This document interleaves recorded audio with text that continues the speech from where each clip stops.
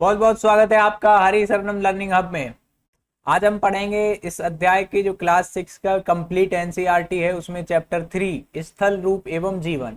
जो हमारे lands forms हैं और जो हमारा जीवन है उन पर किस प्रकार से एक दूसरे से संबद्ध हैं और एक दूसरे को प्रभावित करते हैं, वो सभी इस चीज में इस एनसीईआरटी में दे रखा है। तो बहुत अच्छे से इसको हम समझेंगे।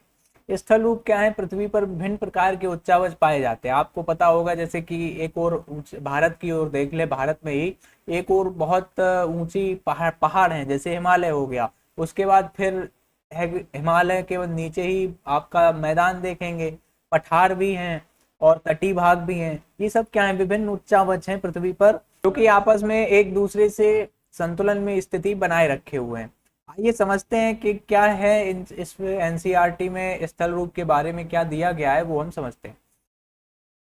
अथर्ववेद भूम सूक्त में लिखा हुआ है कि मनुष्यों के भार से मुक्त, अनेक प्रकार की ऊंचाई ढलानों तथा विशाल समतल भूमि से युक्त, अनेक प्रकार की शक्तियों से संपन्न पेड़ पौधों के आधार पर प्रदान करती हुई हम सभी के लिए विस्तार को प्राप्त हो तथा अपनी संपन्नता को प्रदर्शित करें।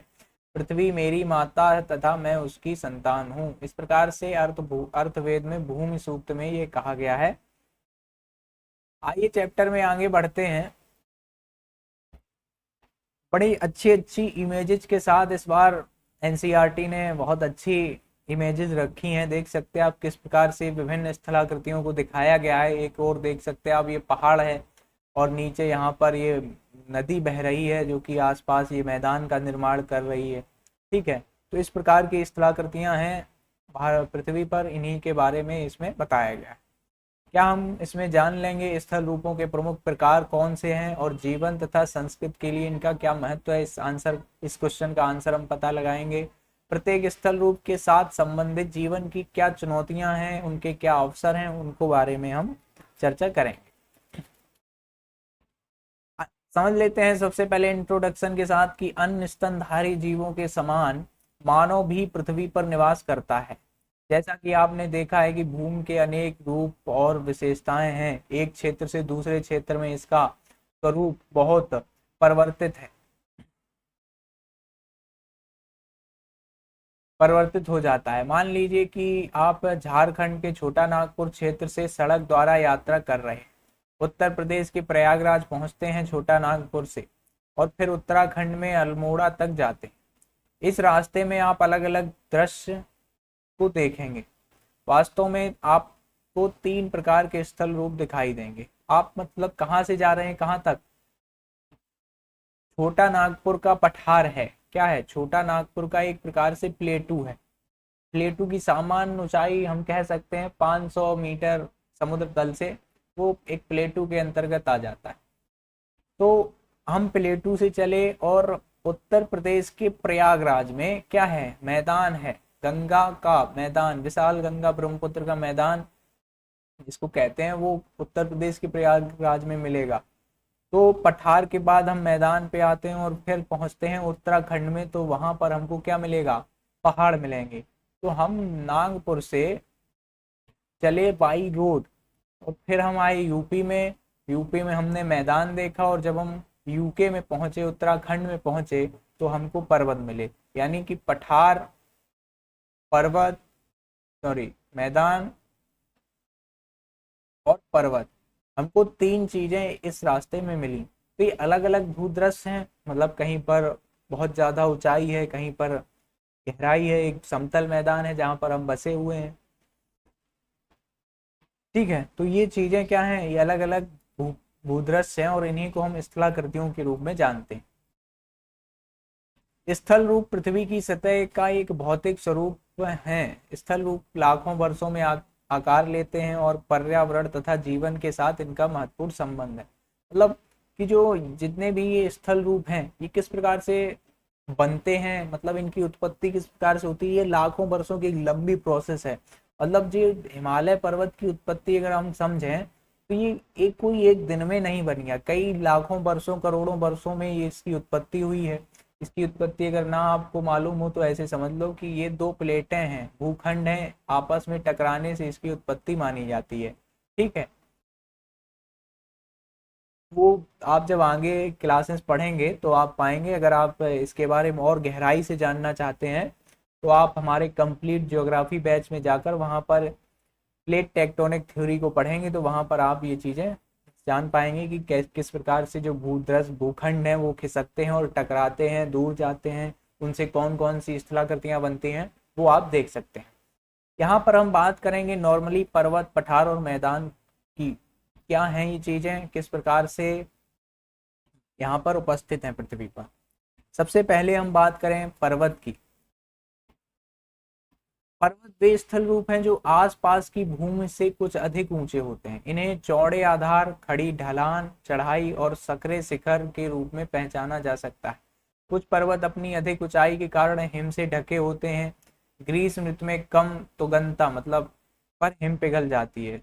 ऋतु में जब तापमान बढ़ता है तो हिम पिघल जाती है और जल में बदलने के कारण वो नदियों में आ जाता है, जिससे नदियां निकलती हैं। ये देखिए, ये पर्वत हैं ऊंचे ऊंचे।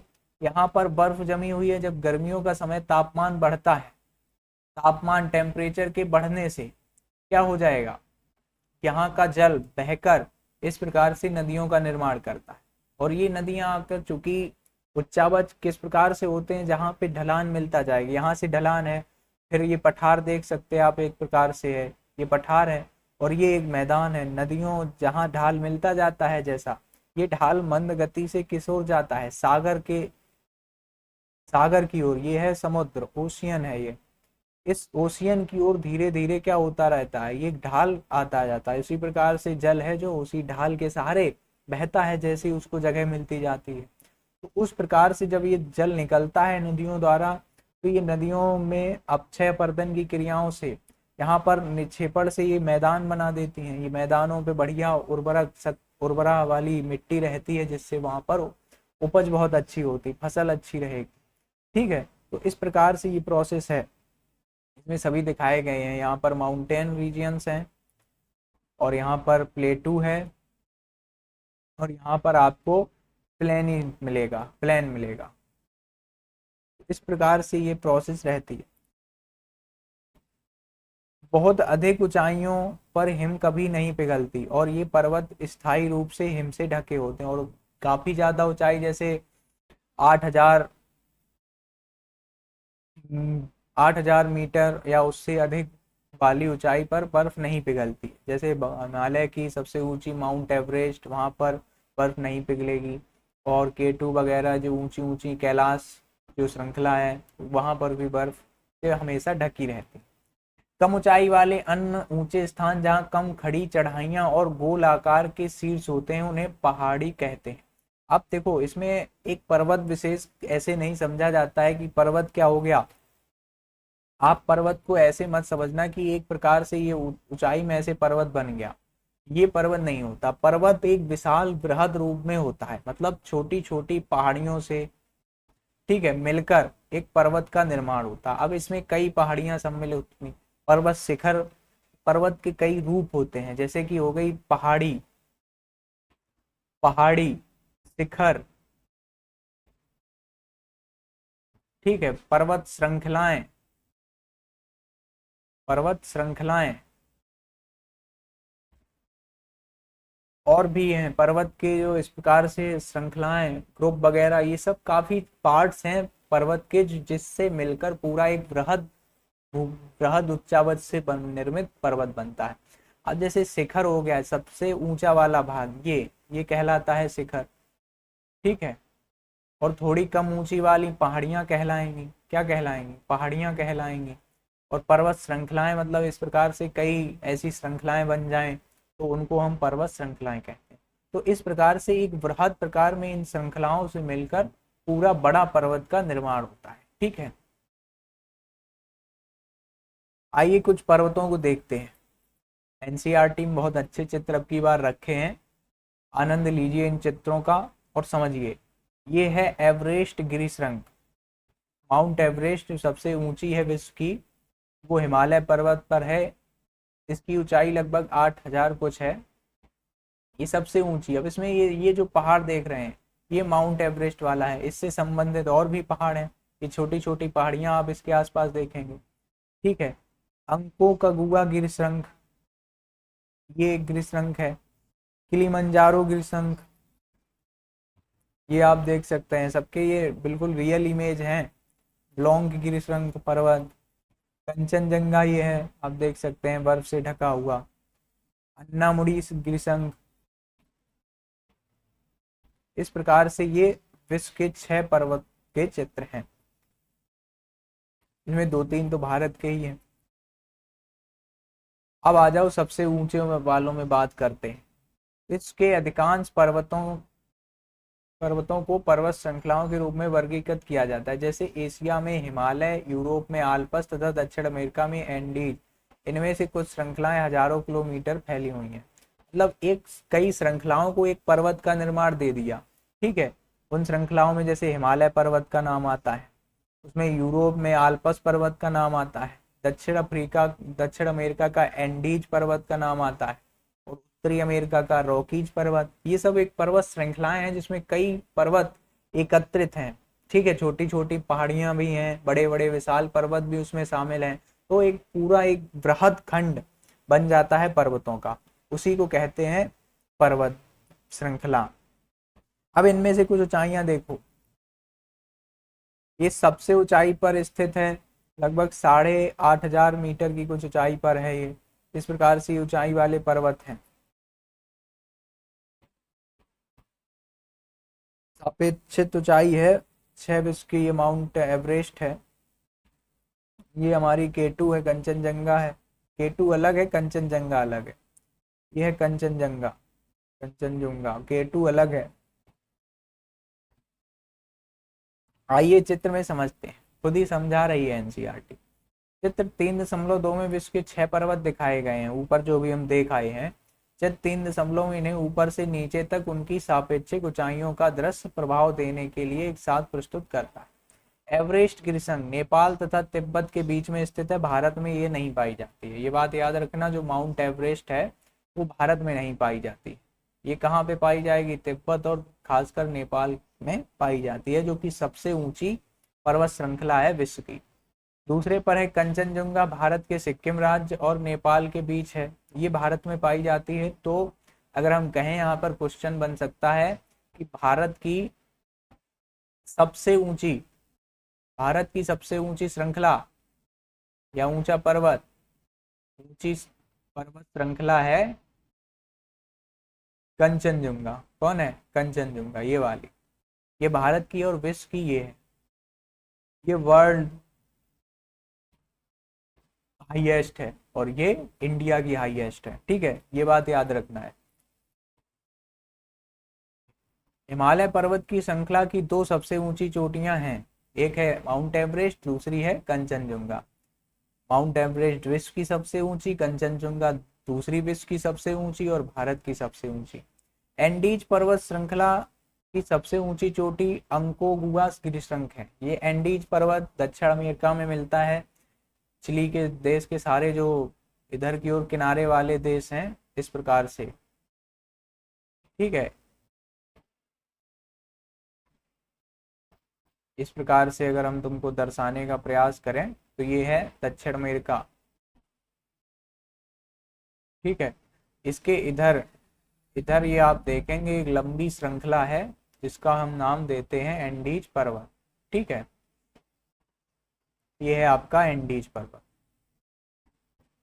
तो ये आपको समझ में आ गया होगा कहाँ पर लोकेटेड है विश्व में। ये बहुत जरूरी है कि आप ये पता लगाने का, अपने दिमाग में इमेज बनाने का प्रयास किया कीजिए कि ये चीज कहाँ पर लोकेटेड है। हिमालय पर्वत आपको पता ही है कहाँ पर है। तो ये अंकोगुआ गिरिशृंग है, जो कि इसकी एंडीज की सबसे ऊंची चोटी है। पूर्वी अफ्रीका में किलिमंजारो गिरिशृंग एक पृथक पर्वत है, पूर्वी अफ्रीका में किलिमंजारो, जो कि किसी श्रृंखला से संबंधित नहीं है। पश्चिमी यूरोप में ब्लॉन्ग गिरिशृंग आल्प्स का सबसे ऊंचा पर्वत शिखर है। अन्नामुड़ी केरल में इसे अनाई शिखर भी कहते हैं, दक्षिण भारत की सबसे ऊंची गिरिशृंग अनाईमुड़ी, ये भारत की, दक्षिण भारत की सबसे ऊंची चोटियों में शामिल। हिमालय जैसे ऊंचे और नुकीले चोटियों वाले पर्वत अपेक्षाकृत नवीन हैं, जिसका अर्थ है कि पृथ्वी के इतिहास में ये हाल ही में निर्मित युवा पर्वत है। मतलब इनका निर्माण ज्यादा पुराना नहीं है, ठीक है, किंतु फिर भी इन्हें बने हुए लाखों वर्ष हो चुके हैं। कुछ छोटे और अधिक गोलाकार पर्वत और पहाड़ियां जैसे अरावली श्रृंखला काफी पुरानी है। भारत की अरावली पहाड़ी बहुत पुरानी है और अपरदन कारण ये गोल आकार की हो गई है। मतलब इस पर देखो, कोई एक पर्वत जैसे हिमालय है, अभी बहुत ऊंचा पर्वत है, ठीक है, बना हुआ है 3 श्रेणियों में। तो ये पर्वत पर जब अपरदन कार चलता रहेगा, अपरदन से ही क्या होते रहेंगे, अपेक्षाकृत छोटे हो रहेंगे, क्योंकि अभी ये युवा है तो उत्थान हो रहा है इनमें, अभी ये ऊपर की ओर चल रहे हैं। फिर जब इनका उत्थान होना बंद हो जाएगा, पूरे पर्वत निर्माण की क्रिया समाप्त हो जाएगी, तो ये फिर इनमें अपरदन के कारण ये घिसते रहेंगे, छोटे होते रहेंगे अपेक्षाकृत, और इनका मलबा घिस घिस कर नदियों द्वारा क्या हो जाएगा, अपरदन कर कर वो अलग जगह निक्षेपण करेंगे उनका। अपरदन से तात्पर्य क्या है समझते हैं आप लोग। अपरदन एक ऐसी क्रिया है जो चट्टानों या मिट्टी के कणों को, रेत के कणों को ले जाने का काम करता है। जल के सहारे ले जाते हैं, पवन के सहारे ले जाते हैं, और हिमखंडों के सहारे, ये 3 प्रकार से परिवहन का कार्य करते हैं। ये एक क्रिया होती है अनाच्छादन की क्रिया। अनाच्छादन की क्रिया, अनाच्छादन की एक प्रक्रिया है जिसमें क्या शामिल है, चट्टानों का टूटना, फिर उनका परिवहन, और फिर उनका जमना। तो ये 3 चीजों को अलग अलग बांटा गया है। इसमें सबसे पहली प्रक्रिया अपक्षय करता है। क्या करता है, वेदरिंग की हो गई। अपक्षय क्या करता है, टूटन करता है, चट्टानों को तोड़ता है, यांत्रिक क्रियाओं द्वारा, रासायनिक क्रियाओं द्वारा ये अपक्षय होता रहता है और ये चट्टानें टूटती रहती हैं। फिर इन चट्टानों की टूटन को अपरदन क्या करता है, इनमें घिसावट करता है। उन घिसावट से जो भी छोटे छोटे, मतलब अपक्षय द्वारा काफी बड़े बड़े टुकड़े बनते हैं टूट कर, ठीक है। फिर अपरदन से ये टुकड़े घिसते हैं छोटे छोटे टुकड़ों में, और इन टुकड़ों को ये नदियों द्वारा, पवन द्वारा ये बहा कर ले जाते। और अंत में होता है निक्षेपण। क्या होता है, निक्षेपण।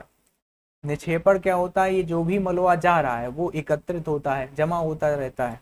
तो ये अनाच्छादन की क्रिया से पर्वत छोटे हो गए। उसी प्रकार से अरावली श्रृंखला काफी पुरानी है, अपरदन से धीरे धीरे वो अब गोल आकृति की हो गई है। जैसा कि हिमालय के साथ हुआ, उन्नयन और अपरदन आज भी चल रहा है। आप इन प्रक्रियाओं और उनके कारणों के बारे में विज्ञान में अधिक पढ़ेंगे। यहाँ इतना मतलब अपक्षय की क्रिया, ठीक है। अब आ जाओ पर्वतीय परिवेश को समझो कि पर्वत पर किस प्रकार का परिवेश रहता है, किस प्रकार से जीवन यापन चलता है। पर्वतीय ढलानों पर प्रायः एक प्रकार का वन होता है जिसे पर्वतीय वन कहते हैं। यहाँ पर वन कौन सा पाया जाएगा, पर्वतीय वन। और यहाँ शंकुधारी वृक्ष जैसे पाइन, चीड़, फर, स्प्रूस, देवदार आदि सामान्य रूप से पाए जाते हैं। ये शंकुधारी वृक्ष क्यों पाए जाते हैं, ऐसा क्यों है कि यहाँ पर शंकुधारी वृक्ष पाए जाते हैं। ऐसा इसलिए है यहाँ पर, चूंकि ये शंकुधारी वृक्ष इसलिए ऐसे पाए जाते हैं क्योंकि इन पर बर्फ पड़ती है ऊंचे पहाड़ों पर। क्योंकि टेम्परेचर कम रहता है तो ये शीतोष्ण एरिया में आ जाते हैं, तो इसलिए यहाँ पर बर्फ पड़ती है। बर्फ के कारण जब ये बर्फ पड़ेगी तो इस पे जमने से ये ढलान रहता है शंख के आकार में, तो ये बर्फ धीरे धीरे गिरती रहती है। अगर बर्फ जम जाए तो पौधों में जो आप उसकी प्रकाश संश्लेषण की जो क्रिया है वो अवरोध होगा उसमें पैदा। तो इसलिए ये बर्फ धीरे धीरे जमती रहती है और खिसकती रहती है, जिससे पर्वत अपना पोषण करते रहते हैं। इसलिए यहाँ पर शंकुधारी वृक्ष रहते हैं। इन पेड़ों की ऊंचाई अधिक होती है, ये शंकु के आकार के होते हैं तथा इनकी पत्तियां पतली नोकदार होती हैं। अधिक ऊंचाई पर पेड़ों की जगह घास और लाइकेन, काई वगैरह ये सब उग जाते हैं। देखो, हर जगह प्रकृति ने अपनी अपनी व्यवस्थाओं के अनुसार अलग अलग जगह का, अलग अलग क्षेत्र में अलग अलग पौधे, अलग अलग जीवन के लिए जो भी उपयोगी वस्तुएं हैं उनको रखा है। जैसे पहाड़ी क्षेत्रों पर ये पौधे हो गए, यहाँ पर अलग प्रकार के पौधे मिलेंगे, मैदानी क्षेत्र में, तटीय भागों में अलग प्रकार के मिलेंगे। लोगों के बनावट में बदलाव आ जाते हैं। यहाँ पर जो मैदान में रहने वाले लोग हैं उनका ढांचा लगभग ऊपर आधे से, मतलब नीचे जो कढ़िया है उससे नीचे और ऊपर का लगभग बराबर रहता है, कहीं थोड़ा अंतर रहता है। पहाड़ों पर जो नीचे वाला धड़ है वो थोड़ा छोटा रहता है, ऊपर वाला बड़ा रहता है। बैलेंस के लिए वहां पर पहाड़ों पर चढ़ने उतरने के लिए ये जो बैलेंसिंग है वो आसानी से रहती है। जैसे ये पर्वत है, ये ढाल है, अब इस पर अगर आपको चढ़ना है तो अगर आप डायरेक्ट ऐसे चढ़ेंगे, मतलब ऐसे कोई व्यक्ति ऐसे खड़ा होके चढ़े तो वो क्या चढ़ पाएगा? नहीं चढ़ पाएगा, गिर पड़ेगा। उसके लिए क्या होना पड़ेगा? थोड़ा इस प्रकार से झुकना पड़ेगा। तो जब ये झुक जाएगा, इस प्रकार से अगर खड़ा हो जाएगा, ठीक है, तो फिर क्या होगा? आसानी से चल पाएगा। अगर यहाँ पर इसकी ये जो पैरों की लंबाई है वो बड़ी होगी तो इसको चलने में दिक्कत मिलेगी, इसलिए इनके पैरों की लंबाई क्या कर दी जाती है? छोटी हो जाती है। वो जलवायु का असर रहता है, प्रभाव रहता है, ठीक है। तो इस प्रकार से ये हो गया। आगे चलते हैं, आइए कुछ फैक्टों को पढ़ते हैं। कम से कम 1500 वर्ष पूर्व प्राचीन भारत के महान कवि कालिदास के काव्य से यहाँ 2 श्लोक दिए गए हैं। उनका काव्य ग्रंथ कुमार संभव हिमालय की स्तुति से आरंभ होता है। क्या है? भारत के उत्तरी भाग में देवता सदृश पूजनीय हिमालय का नाम पर्वतों का राजा जो पश्चिम से लेकर पूर्व समुद्र तक फैला हुआ है। देखकर ऐसा लगता है कि मानो वह पृथ्वी को नापने का मापदंड है। गंगा के झरने की फुहारों से युक्त, देवदार के वृक्षों को हिलाने और मोर पंखों को फकारने वाली शीतल मंद और सुगंधित वायु से पर्वतवासी जो मृगों की खोज में हिमालय में घूमते रहते हैं अपनी थकान मिटाते हैं। और देखिए ये कितना अच्छा चीज इसमें दे दिया गया है कि ये संस्कृति, हमारी जो संस्कृत है भाषा, उससे जोड़ने का प्रयास किया गया है। अभी से जब बच्चों को ये ऐसे श्लोकों के बारे में पढ़ाया जाता है तो उनकी मानसिकता भी डेवलप्ड होती है और बदलती है। आइए जरा इन पर रहने वाले जीवों के बारे में जानते हैं। देखो ये किस प्रकार के जीव हैं। ये पेंग्रिन फाल्कन है, ये हिमालयी तहर है, ये सब ऊंचे पर्वतों भागों में मिलेंगे। ये क्या है? एक भेड़ है लगता है। पहाड़ी खरगोश, गोल्डन ईगल, ये कैनेडियन लिंक्स, ये पहाड़ों पर बिल्ली मिलती है। ये याक है, पहाड़ों पर मिलेगा। ये आईबैक्स है, ये ग्रे फॉक्स है, ये लोमड़ी है, ये तेंदुआ, ये भालू, ये इस प्रकार के कुछ पहाड़ी जीव जंतु हैं। ये पर्वतों में घने वन, बहती नदियां, झीलें, घास के मैदान और कंदराएं अनेक प्रकार के जीवों का आश्रय प्रदान करते हैं, जैसे कि गोल्डन ईगल और पेरेग्रिन फाल्कन, घुमंतू बाज, सुनहरा ये गरुड़ हो गया, कैनेडियन लिंक्स, हिम तेंदुए, आईबैक्स जंगली भेड़, हिमालयन तहर, पर्वतीय खरगोश, याक, ग्रे फॉक्स, भालू और बहुत से अन्य प्राणी पर्वतों पर निवास करते हैं। अब ध्यान रखें कि हिमालय से निकलने वाली भारतीय नदियों में से गंगा विशालतम है। अंग्रेजी भाषा में इसे गैंजेज भी कहते हैं। हिमालय की जो गंगा है, गंगा गंगोत्री से निकली हुई है। कहाँ से निकली हुई है? गंगोत्री से, ये भी याद रखेंगे। लगभग 2,500 किलोमीटर लंबी इस नदी की बहुत सी सहायक नदियां उसमें आकर मिली हैं। उनमें से कुछ जैसे यमुना, घाघरा, हिमालय से निकलती हुई अन्य 2 नदियां हैं। अन्य नदी सोन गंगा के मैदान में दक्षिण से पड़ने वाली विंध्याचल की श्रृंखलाओं से निकलती है। मतलब इसमें हिमालय, यमुना में घाघरा, यमुना और ये सब चीजें जब मिलती हैं, ये हिमालय से निकलने वाली नदियां हैं। जैसे मान लो ये हिमालय है, ठीक है, यहाँ से इस प्रकार से गंगा है, तो यहीं से जमुना निकल के इसमें मिल जाती है आके। और दक्षिण से एक नदी आती है, सोन नदी। कौन आती है? सोन। ये है यमुना और ये है गंगा। इसमें कई सहायक नदियां मिलती हैं और भी हैं, जैसे यमुना की सहायक नदी चंबल है। अब आओ उत्तरी भारत, यानी जो भी पहाड़ी इलाके हैं वहां पर लोग जीवन यापन करने के लिए, भोजन के लिए क्या क्या चीजें, जानवर तो ऐसे समझ लिए कि इस प्रकार के पाए जाएंगे। अब वहां पर खेती भी किस प्रकार से की जाती है? उत्तरी भारत में सीढ़ीदार कृषि, यहाँ पर सीढ़ियां बना ली, कुछ भाग थोड़ा बना लिया है समतल टाइप का, इतना भाग समतल कर लिया, उसके बाद फिर पहाड़ की ऊंचाई कम करने के लिए यहाँ पर पहुंच गए, यहाँ पर थोड़ा खेत में पानी भरकर अपना वो कर रहे हैं। तो इस प्रकार से सीढ़ीदार खेती यहाँ पर प्रचलन है। इस प्रकार से आप समझो, पहले जो ये पर्वत का ढाल इस प्रकार का था, ठीक है, इस प्रकार का पर्वत का ढाल था, तो इसमें क्या किया गया? उन्होंने इस पर्वत में ऐसे यहाँ पे कटन कर काट कर ये सीढ़ीदार बना लिया, फिर काटा, फिर इस प्रकार से बना लिया, फिर काटा, इस प्रकार से ये ढलान बनाते हुए वो अपने जीवन में खेती कर लेते हैं। बिल्कुल समतल चाहिए खेत के लिए, तो उन्होंने एक सीढ़ीदार थोड़ा समतल भाग बनाकर खेती कर रहे हैं अपना। पर्वतीय जीवन को समझते हैं किस प्रकार से रहता है। पर्वतीय भूभाग सामान्य रूप से खड़े ढलानों के साथ ऊबड़ खाबड़ या ऊंचे नीचे होते हैं, इसीलिए कुछ ही घाटियों में नियमित रूप से कृषि की जा सकती है। मतलब अब जैसे हम सोचें कि अब चले जाओ तुम जो हिमालय की ऊंची चोटियां हैं वहां पर भी खेती करेंगे तो वहां पर नहीं कर पाएंगे, वहां पर बर्फ जमी हुई है तो कैसे कर पाएंगे। अब जैसे ये हिमालय है, ठीक है, तो हिमालय 3 भागों में बटा हुआ है। हिमालय 3 भागों में बटा हुआ है। कैसे? सबसे एक ऊंचा भाग जो वैसे भारत में बहुत कम आता है उसको कहते हैं ट्रांस हिमालय। क्या कहते हैं? ट्रांस हिमालय। बीच वाला जो ऊंचाई में जहां पर माउंट एवरेस्ट वगैरह मिलेगी उसको कहते हैं मध्य हिमालय। क्या कहते हैं? मध्य हिमालय। और जो आखिरी वाला होता है जो उत्तर की ओर, ये देखिए उत्तर से दक्षिण की ओर बता रहे हैं। सबसे पहले ट्रांस हिमालय, फिर मध्य हिमालय और फिर शिवालिक हिमालय। ये क्या है? शिवालिक हिमालय। तो ये जो शिवालिक वाली श्रेणियां हैं ये अपेक्षाकृत नीची हैं। कैसी हैं? लगभग ये हैं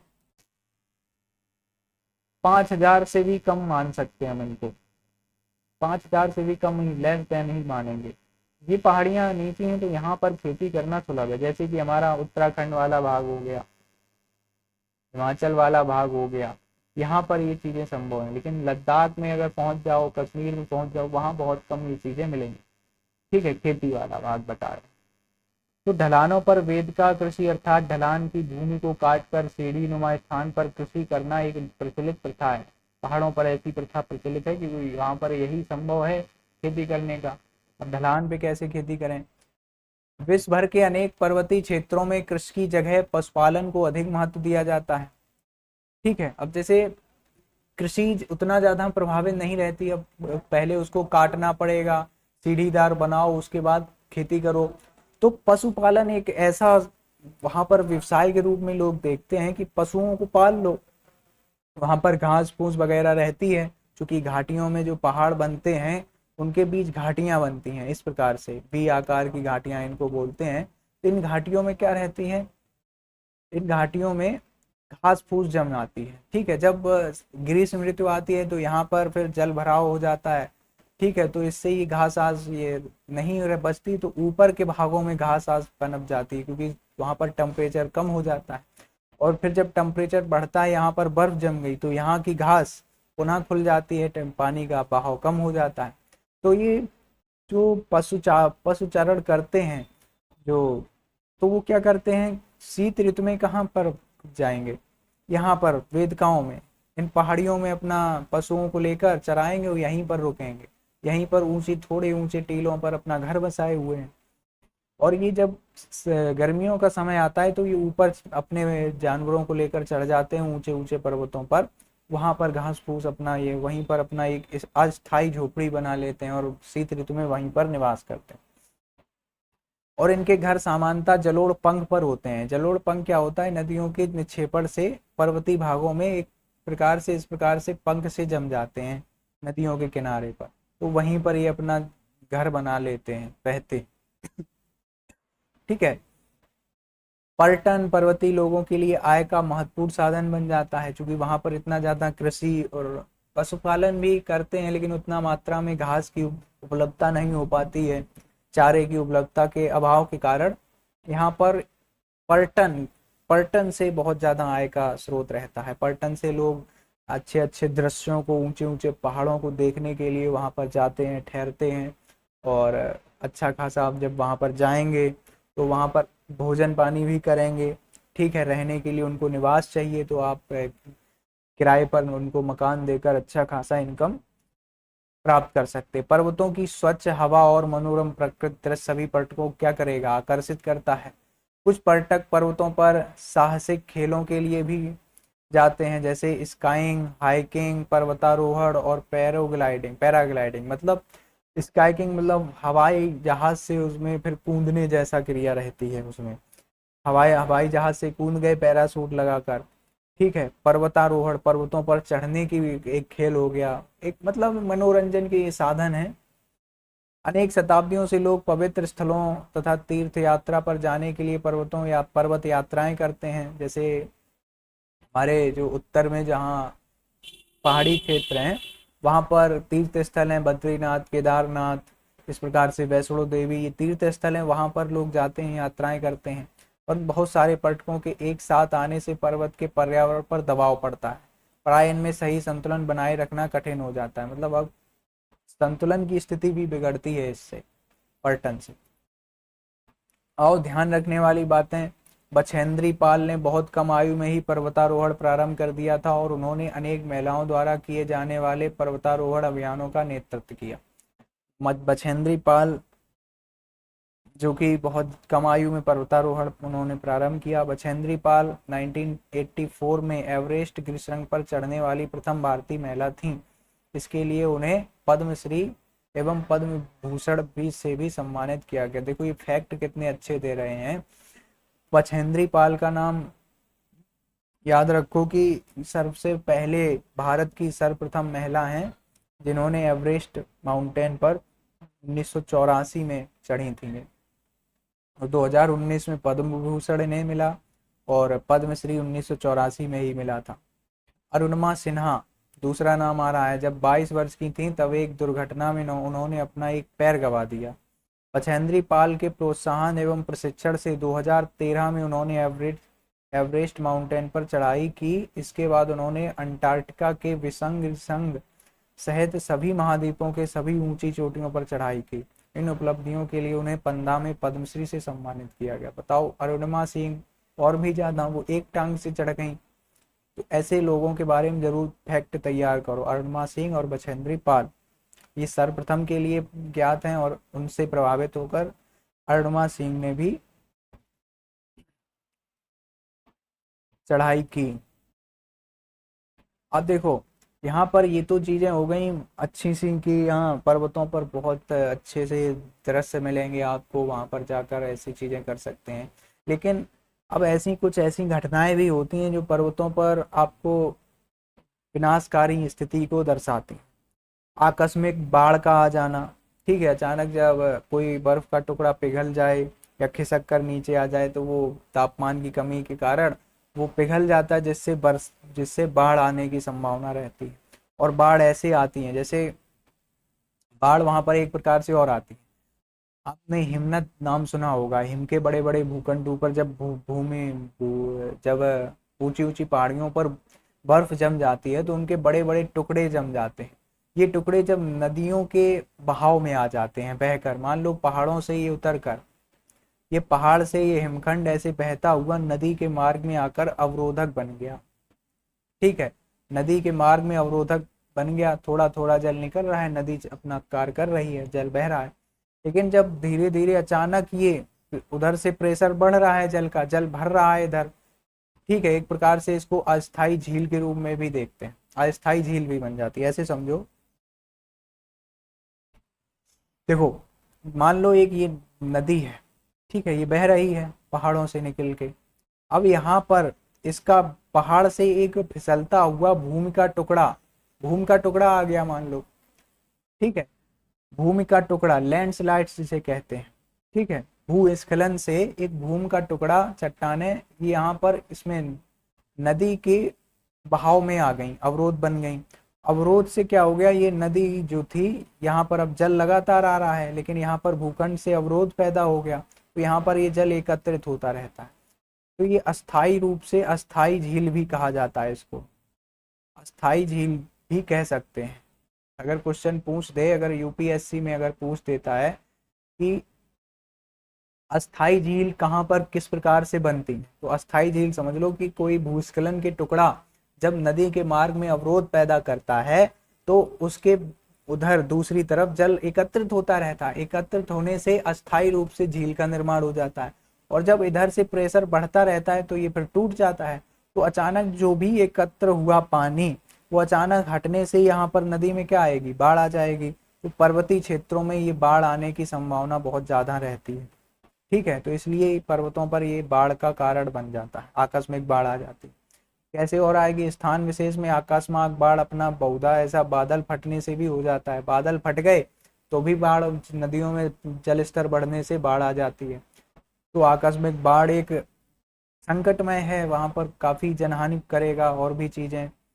दूसरा हो गया भूस्खलन, पर्वतीय भूखंड के एक बड़े भाग का एक चट्टान का अकस्मात टूटकर गिरना, टूटकर गिर जाए, भूस्खलन हो गया, या तो खिसक जाए तो गड्ढे वगैरह बना देगी, तो उससे अवरोध होता है, जनहानि भी हो सकती है। तो ये आपदाएं हैं, आपदाओं की दृष्टि में आएगा।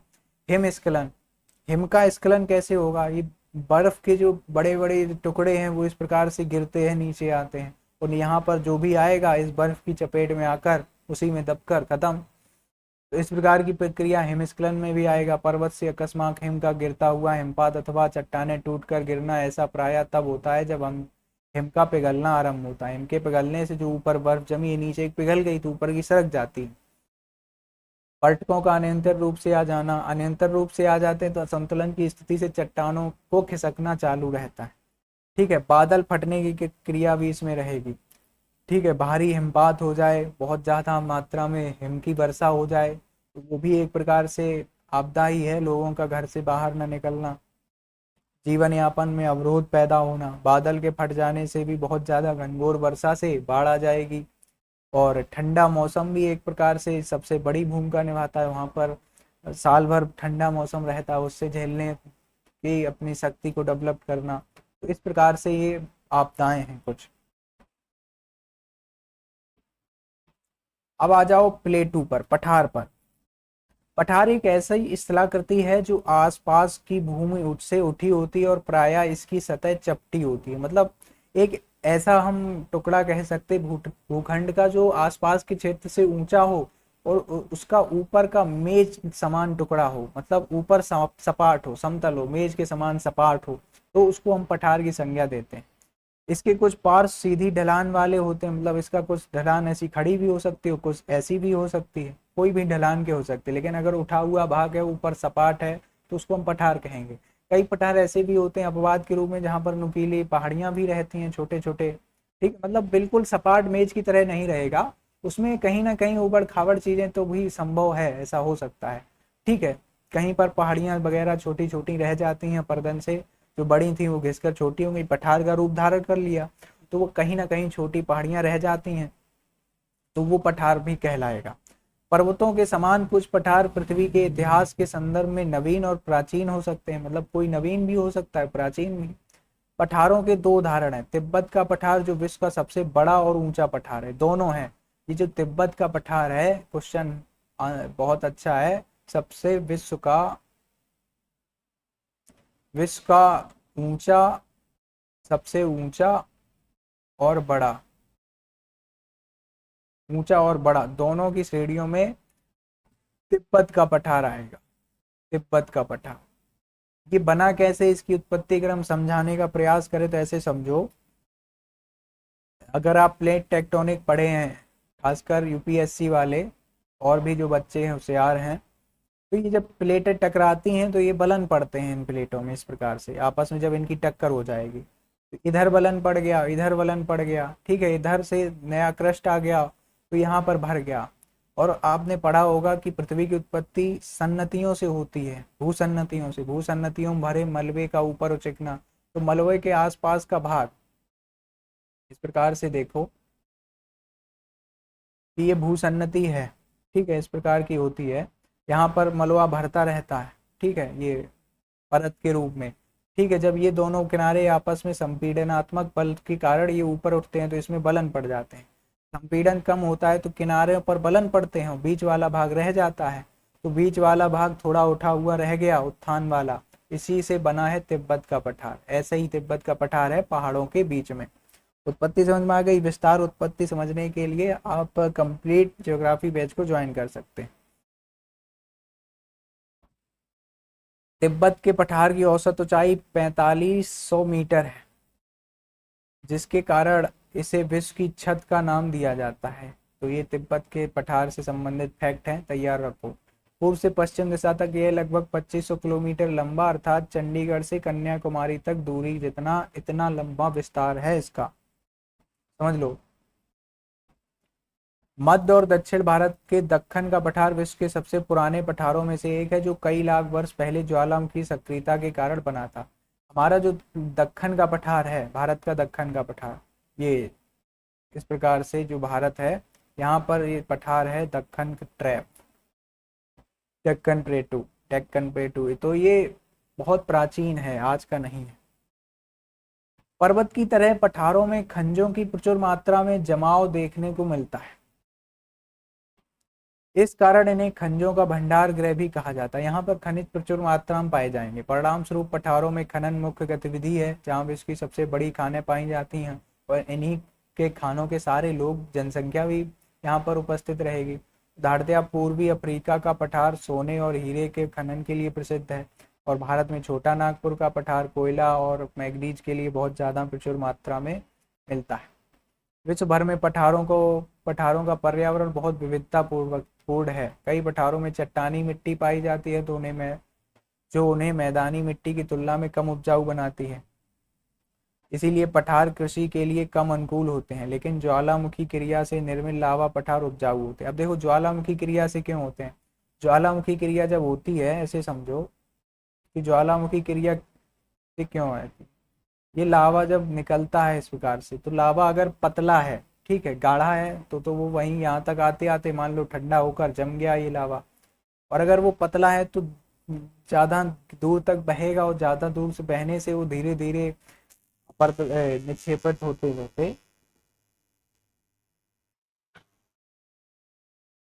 ये उद्गार होते होते क्या होता जाता है, इसमें परतनुमा आकृति होती जाती है। परतनुमा संरचना में ये जमता जाता है और एक पठार का रूप धारण कर लेता है। अब चूंकि लावा जो होता है उसमें काली मिट्टी ज्यादा रहती है, काली मिट्टी वाला क्षेत्र रहता है, ठीक है, तो इसलिए यहाँ पर आप गेहूं और कपास की अच्छी खासी खेती कर सकते हैं, क्योंकि उनमें समृद्धि काली मिट्टी पाई जाती है। पठारों में अनेक आकर्षक जलप्रपात भी होते हैं। दक्षिण अफ्रीका में स्थित जिम्बेजी नदी पर विक्टोरिया जलप्रपात, विक्टोरिया झील भी इसी के नाम से बनती है। ये देखिए यहाँ पर झील, ये झील का एक प्रकार है जिसको कहते हैं जो झील बन रही है ये इस प्रकार से, ये पर्वत, ये भूखंड है, ये पठार है, ये पूरा ऊपर का प्लेटू है, ठीक है। तो इसमें अगर कोई नदी आकर गिरती है तो यहाँ पर एक झील बनती है और ये झरना बन गया, प्रपात जिसको कहते हैं। ये कौन सा है, चेरापूंजी पठार से गिरता नहकलाई का जो नहकालिकाई जलप्रपात है भारत का। छोटा नागपुर पठार से सुवर्ण रेखा नदी पर हुंडरू जलप्रपात, पश्चिमी घाट में सारावती नदी पर जोग जलप्रपात, ऐसी ही कुछ जलप्रपातों के उदाहरण हैं। चेरापूंजी मेघालय के पठार में नहकालिकाई जलप्रपात, जो कि 340 मीटर की ऊंचाई से गिरता है, ठीक है। तो ये जलप्रपात भी बनते हैं पठारों के सहारे। इस प्रकार से पठार रहा, ऊंचा पर्वत दिख रहा है भूखंड, यहाँ से जल बह रहा है, गिर रहा है, तो जलप्रपात बन गया। अब आ जाओ मैदानों। पठार समझ में आ गए। पहले हमने पर्वत पढ़े, उसके बाद प्लेटू पढ़े, अब हम पढ़ेंगे प्लेन, ठीक है। इस प्रकार ऊंचाई देखो कम होती चली जाएगी, ठीक है, समुद्र तल तक ऊंचाई धीरे धीरे कम होती चली जाती है। मैदान ऐसी स्थलाकृति होती है जिसका विस्तृत सपाट तथा हल्का तरंगित ढाल, मतलब ढाल कैसा रहेगा, बहुत मंद रहेगा, हल्का समुद्र तल की ओर झुका हुआ। उसमें कोई ऊंची पहाड़ियां अथवा गहरी घाटियां नहीं पाई जाती। सामान्यतः मैदान की ऊंचाई समुद्र तल से 300 मीटर होती है। 300 मीटर इसकी और 500 मीटर प्लेटू की मानी जाती है, याद रखना, ठीक है। प्लेटू की लगभग 500 मीटर और इसकी 300 मीटर ऊंचाई वाले मैदान कहे जा सकते हैं, और इससे कम वाले 300 ज़्यादा हाईएस्ट है, ठीक है। पर्वत श्रृंखलाओं से निकलने वाली नदियों की बाढ़ से निर्मित ये समतल भूमि होती है। जब नदियां निकलती हैं, ये मान लो आ गई इधर तराई क्षेत्र में, तो ये जब बाढ़ आती है तो इसका जल इधर आसपास फैलता जाता है, तो ये निक्षेपण का कार्य करती हैं, जिससे पूरा मिट्टी भर जाती है और समतल हो जाती है। आप देखिए, जब जल किसी मिट्टी उबड़ खाबड़ रखिए पहले, ठीक है, और उसमें जल भर दीजिए तो वो समतल कर देता है। उसी प्रकार से नदियों के बाढ़ से ये निर्मित होते हैं। यह नदियां रेत, चट्टानों के कण और गाद, मतलब जो जलोढ़ मिट्टी होती है उपजाऊ, उससे भी बनते हैं, जिन्हें तलछट कहा जाता है। नदियां इन तलछट को अपने साथ बहाकर समतल भूमि में लाकर जमा कर देती हैं और मिट्टी को उपजाऊ बनाती हैं। फलस्वरूप ये मैदान सभी प्रकार की फसलों को उपजाने के लिए उपयुक्त हो जाते हैं, क्योंकि इसमें जलोढ़ मिट्टी रहती है, सभी प्रकार की उपजाऊ। देखो मिट्टी को अगर समझो, मिट्टी मिट्टी जो ऊपर वाली होती है सबसे ज्यादा उपजाऊ मिट्टी होती है, कहाँ कहीं पर भी हो जो ऊपर वाली मिट्टी होगी, जैसे मान लो ये भूखंड है, ठीक है, इसमें जो ऊपर वाली ये मिट्टी होगी ये सबसे अच्छी, सबसे उपजाऊ उर्वरा वाली मिट्टी कहलाती है।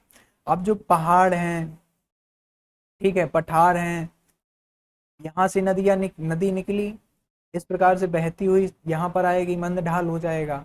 यहाँ पर तीव्र ढाल है तो वेग उसका नदी का तेज रहेगा, तेज रफ्तार से अपर्दन करती हुई टुकड़ों को बहाकर लाती हुई पठार पर आएगी। पठार के बाद फिर एक ढाल थोड़ा ज्यादा कम होगा, पर्वत की अपेक्षा कम होगा, तो नदी का वेग भी कम होगा।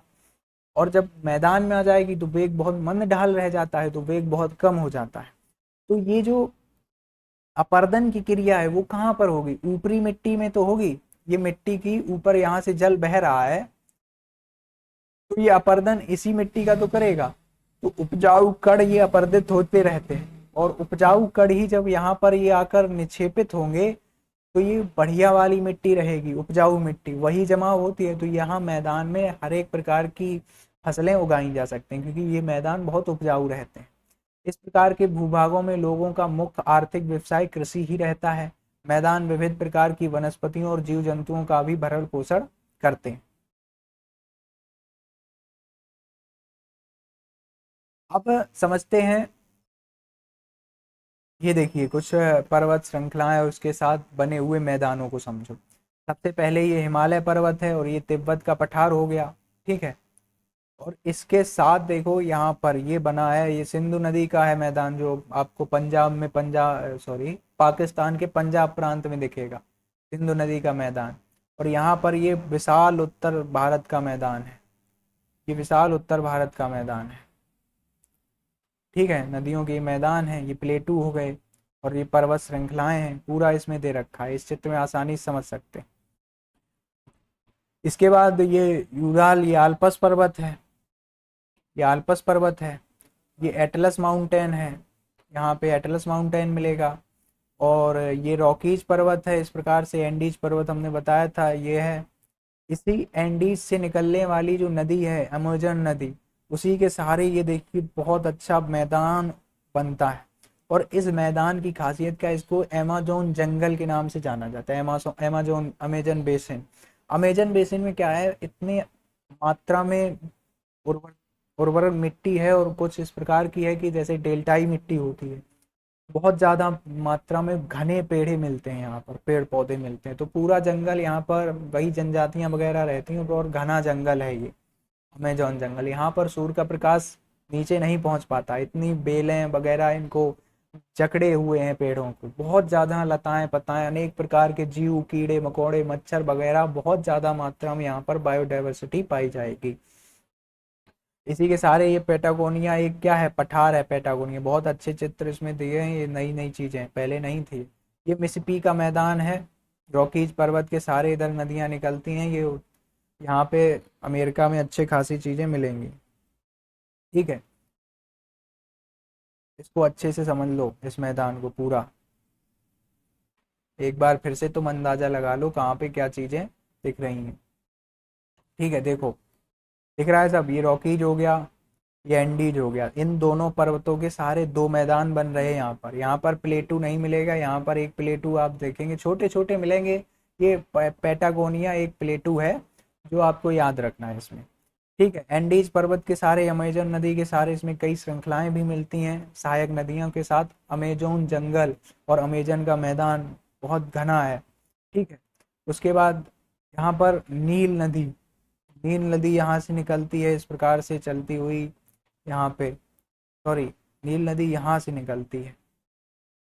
यहाँ पे जो प्लेटू है, यहाँ पे कई वो हैं, क्या कहते हैं उनको, झीलें, वहां से, उसी झील से नील नदी का उद्गम होता है, तो यहाँ पर एक विशाल मैदान बनता है नील, ठीक है। और ये भारत का, और ये यहाँ पर आप चाइना का मैदान देखेंगे। तो इस प्रकार से यांग तस्सी ये मैदान हो गया, गंगा और ब्रह्मपुत्र का मैदान हो गया। तो इस प्रकार से आप इसमें देख सकते हैं कहाँ पे कौन से मैदान और पठार पर्वत हैं।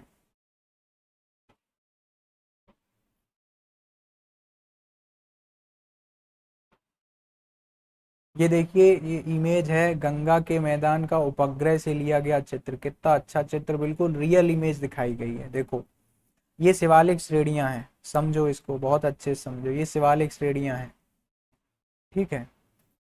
और ये मेन रीजन हो गया हिमालय का मध्य वाला भाग, ऊपर फिर ट्रांस हिमालय आ जाता है। तो ये हिमालय देखिए बर्फ का पूरा पहाड़ी, और जो शिवालिक श्रेणियां हैं वो बर्फ से कम ढकी हैं। और यहाँ से ये नदियाँ निकली, ये नदी है एक, ठीक है, इस प्रकार से ये नदी है, यहाँ से एक नदी निकल रही है। तो ये नदियाँ क्या है कर रही हैं, एक विशाल ये मैदान का पूरा, ये उत्तर भारत का विशाल मैदान का निर्माण कर रही हैं। कितना अच्छा चित्र लग रहा है देखने से। आइए मैदानी जीवन को समझ लेते हैं। हजार वर्ष पहले आरंभिक सभ्यताएं नदियों के उपजाऊ मैदानों के आसपास विकसित हुई थी। हमारे समय में भी विश्व की अधिकांश जनसंख्या मैदानों में रहती। कारण क्या है, वहां पर अच्छी खासी उपजाऊ मिट्टी मिलेगी, ठीक है, जिससे हम कृषि कर पाएंगे। सबसे बड़ा रीजन है कृषि, कृषि के लिए और बढ़िया मिट्टी मिलेगी तो वहां पे लोग जीवन यापन करते हैं। और पशुचारण भी करते हैं, पशु पालन भी करेंगे, ठीक है। तो ज्यादातर प्राथमिक क्रियाओं में यहाँ के लोग लगेंगे। कौन सी क्रियाएं, प्राथमिक क्रियाएं, वानिकी वगैरह, खनन, वानिकी वगैरह रहेंगे मैदानी जीवन में। भारत की कुल जनसंख्या का एक चौथाई से भी अधिक अर्थात लगभग 40 करोड़ की जनसंख्या भारत के गंगा मैदान में रहती। विश्व के बहुत से अन्य मैदानों के समान इन क्षेत्रों में रहने वाले मुख्य व्यवसाय मत्स्य पालन और कृषि हैं। यहाँ चावल, गेहूं, मक्का, जौ और मोटे अनाज, ज्वार, बाजरा, रागी जैसी सब खाद्य फसलें खासकर उगाई जाती हैं। साथ ही कपास, जूट और सन जैसी रबेदार फसलें भी उगाई जाती हैं।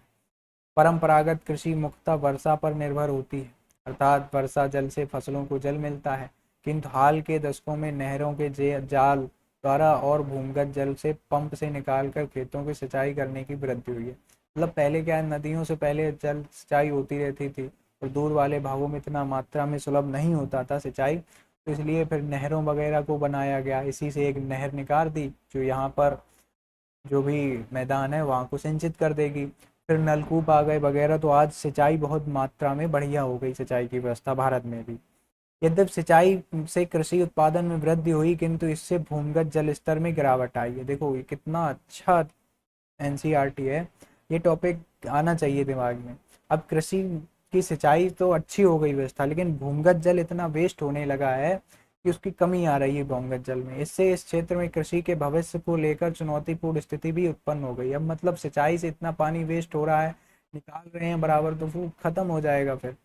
गंगा के मैदानी भागों को प्रभावित करने वाली कुछ अन्य समस्याएं भी हैं, जैसे बढ़ती जनसंख्या और प्रदूषण। मानवीय क्रियाओं के कारण प्रदूषण और जनसंख्या के बढ़ने से भी कृषि और सभी चीजें प्रभावित होती। चाहे पर्वत हो या मैदान, विश्व में बहने वाली नदियां बहुत से सांस्कृतिक मूल्यों का वहन करती हैं। विशेष रूप से बहुत से समुदाय नदी के स्रोत और एक दो नदियों संगम स्थल को पवित्र स्थल मानते हैं। भारत में स्थानों पर बहुत से त्योहार, समारोह वगैरह, धार्मिक त्योहार कृत किए जाते हैं नदियों के सहारे। हमने अपना जीवन यापन जोड़ रखा है। मैदान में हल्की ढलान होती है, अतः वहाँ नदियों में नौका संचालन सुगम होता है और इससे बहुत सी आर्थिक गतिविधियों की को भी सहायता मिलती।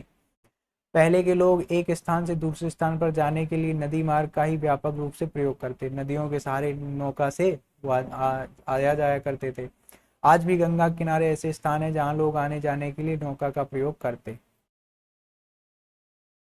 ये देखिए, ये बनारस की शायद दिख रही है स्थिति, गंगा नदी में नौका परिवहन। ये बनारस से देखियो है, उधर से उधर नौका आज भी चलती हैं, ठीक है। ये गंगा है, गंगा की नौका परिवहन हो रहा है। इस अध्याय में हमने पूरी पृथ्वी के 3 प्रमुख स्थल के बारे में समझा, परंतु इसका स्वरूप जटिल है और विशेषज्ञ प्राय कुछ और स्थल रूपों के बारे में भी बताते हैं। मतलब इसमें स्थल रूप केवल 3 बताए, पर्वत, मैदान और पठार, लेकिन अभी तटीय मैदान भी हैं, तट हैं और भी चीजें हैं। इनमें से कुछ स्थल रूप मरुस्थल भी है इसमें। यदा कदा वर्षा प्राप्त करने वाले मरुस्थल व्यापक व दूर दूर तक शुष्कता फैलाए लिए होते हैं। मतलब वहां पर शुष्कता होती है, आर्द्र भूमि, पानी की कमी रहती, वाष्पोत्सर्जन अधिक होता है, तापमान अधिक रहता है। और देखो मरुस्थल की बात आई तो मरुस्थल 2 प्रकार के होते हैं। मरुस्थल से कोई कंफ्यूजन मत रखला। एक होता है शुष्क, शुष्क और ग्रीष्म के रूप में, और दूसरा होता है शीत। मतलब एक ठंडी जगह पर भी आपका मरुस्थल हो सकता है और शुष्क जगह पर भी मरुस्थल हो सकता है। मरुस्थल का क्या, मरु स्थल, मरु में ऐसी भूमि जहाँ पर लोगों का जीवन यापन बहुत कम हो, ठीक है, वनस्पति का जीवन बहुत कम हो, बहुत अल्प यत्र तत्र कहीं वनस्पतियां मिल जाएं, तो वो मरुस्थल कहलाता है। अब शीत जहाँ पर ध्रुवीय क्षेत्रों में भी आए, हम टुंड्रा क्षेत्रों में और ऊपर चले जाएं, तो वहां पर भी लोग नहीं रहते। इतनी ठंडी है कि वहां पर वनस्पतियां भी, बर्फ से पूरा आवरण है, तो वहां पर कौन रहेगा। तो इस प्रकार से मरुस्थल दो प्रकार के होते हैं। उनके वनस्पति जगत और प्राणी जगत विलक्षण होते हैं, मतलब बहुत कम में। कुछ मरुस्थल गर्म होते हैं, तो जैसे अफ्रीका का सहारा मरुस्थल और भारतीय का उपमहाद्वीप के उत्तर पश्चिम में स्थित थार का मरुस्थल। और कुछ मरुस्थल ठंडे होते हैं, जैसे कि एशिया का गोबी मरुस्थल। कुछ विशेषज्ञ अंटार्कटिक महाद्वीप को भी मरुस्थल मानते हैं, क्योंकि वहां पर भी अंतर तत्व वनस्पति पाई जाती। जीवन जीने की कठिन परिस्थितियों के उपरांत भी लोगों ने अधिकांश मरुस्थलों के पर्यावरण के अनुसार अपने आप को ढाल लिया। मतलब वहां इतनी जनसंख्या बढ़ने के कारण मरुस्थल पर भी लोग रहने के लिए अपने आप को ढालने का प्रयास कर रहे हैं। भारत के थार मरुस्थल में रहने वाले समुदाय अथवा समय समय पर वहां से जाने वाले लोग मरुस्थल में गाए और सुनाए जाने वाले लोक गीतों और किंवदंतियों या दंत कथाओं जैसी समृद्ध संस्कृत धरोहर को संजोकर रखते हैं। मानव ने जिस प्रकार सभी स्थल कृतियों में विभिन्न प्रकार से अपने घर बनाए हैं, वह हमारे अनुकूलन अर्थात स्थिति के अनुसार स्वयं को ढाल लेने और लचीलेपन का साक्षी है। मतलब जैसी स्थिति है, मानव ने अपने आप को उस प्रकार से ढाला और वहां पर निवास किया। प्राचीन तमिल संगम कविता की 5 टिने 5 दृश्य भूमि है, जो कुछ विशिष्ट देवताओं जीवन शैलियों, ये तमिल भाषा की कुछ चीजें हैं, ठीक है। तो इस प्रकार से इस चैप्टर में हमने काफी कुछ सीखा। क्या सीखा कि पर्वत पठार मैदानों के बारे में विस्तृत जानकारी ली, और इससे संबंधित लोगों के जीवन यापन को भी देखा। पहाड़ों पर किस प्रकार से लोग जीवन यापन कर रहे हैं, किस प्रकार के पशु वहां पर निवास करते हैं, और मैदानों पर किस प्रकार के, और पठारों पर किस प्रकार के। तो तीनों में अंतर क्या पाया। पर्वतीय भागों पर ऊंचे पहाड़ मिलेंगे, ज्यादा खेती का काम नहीं हो पाएगा, वानिकी खनन का कहीं यत्र तत्र मिल भी जाए, हो सकता है, और पशु चारण हो सकता है, घास फूस जो उथली नीची घाटियां हैं वहां पर कर सकते हैं। और अपना वहां पर ऐसी चीजें जो मेवा वगैरह है वहाँ उगाई जा सकती हैं, वहाँ जो निचले एरिया वाले हैं पहाड़ों से, तो वहाँ इस प्रकार की, और खासकर उनकी आय रहती है पर्यटक पर। पर्यटन लोग जाते हैं वहाँ पर, रहते हैं, देखते हैं, ये सब उनसे आय चलती है। मैदानी भाग में कृषि पर निर्भर आय रहेगी। कृषि में लगे हुए लोग अपनी आय का सृजन करते हैं, अनेक प्रकार की फसलें उगाकर अपना जीवन यापन करेंगे। पशुपालन भी यहाँ पर अच्छा खासा रहेगा, क्योंकि चारा भी पर्याप्त मात्रा में मिल जाएगा। उसके बाद पठारों में बात करें, पठारों में ऐसे लोग जाएंगे, द्वितीयक श्रेणी के लोग जाएंगे, वहां पर खनन की क्रिया करेंगे, बहुमूल्य चीजों को निकालेंगे, उनसे कई उद्योग लगाकर उनका विनिर्माण करेंगे, और कोई नई चीज का निर्माण करेंगे उससे, ठीक है। तो इस प्रकार से अलग अलग लोग अलग अलग कार्यों में लगे हुए हैं और अलग अलग जलवायु में निवास करते हैं, और अपने आप को इस हिसाब से ढालने का प्रयास करते हैं। जैसे गर्म क्षेत्रों, ये सॉरी, पहाड़ों पर रहने वाले लोग अपने आप को ठंड को सहने के लिए अपने आप में वहां पर गर्म चीजें पैदा होती हैं, पैदा करते हैं, और उनको खाते हैं और अपने आप को मेंटेन रखते हैं। उसी प्रकार से यहाँ पर अलग व्यवस्था रहेगी, यहाँ के अलग भोजन की व्यवस्था है, चावल वगैरह खाते हैं, ठीक है। तो इस प्रकार से ये पूरा चैप्टर समाप्त हो गया। और क्लास 6 में 3 ही चैप्टर थे ज्योग्राफी से संबंधित, आगे इतिहास और लोकतंत्र के भी हैं। वो अगर आगे चलकर सर द्वारा, हमारे पीयूष दीक्षित सर द्वारा भी क्लास हो सकती है, तो उसके लिए ज़रूर संपर्क में रहें, और इस चैनल को हरी शरणम लर्निंग हब को ज्वाइन कर लो। आपकी जो कंप्लीट एनसीईआरटी है 6 से 12 तक करवा दी जाएगी। 6 की समाप्त हो गई है, नेक्स्ट हम आपके लिए 7th की एनसीईआरटी ज्योग्राफी लाएंगे, ठीक है। मिलते हैं अगली वीडियो में, तब तक के लिए धन्यवाद। चैनल को सब्सक्राइब करो, इस वीडियो को शेयर करें। कोई भी व्यक्ति हो सकता है, आपका कोई छोटा भाई क्लास 6 में पढ़ रहा है, उसको भी शेयर कर सकते हैं। और कोई अपर लेवल पर तैयारी कर रहा है तो बेस तैयार करने के लिए भी इसको ज्वाइन कर सकता है। ठीक है, धन्यवाद, मिलते हैं अगले वीडियो में।